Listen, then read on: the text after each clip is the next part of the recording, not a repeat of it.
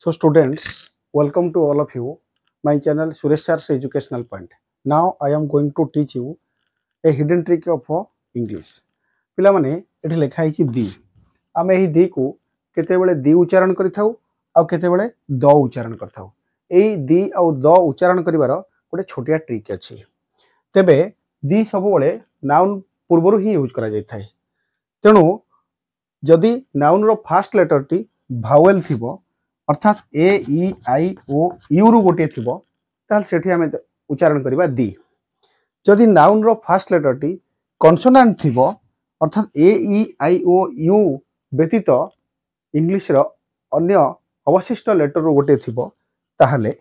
हमें सेठी उच्चारण करबा द जेमिति की the apple the umbrella the cat the pen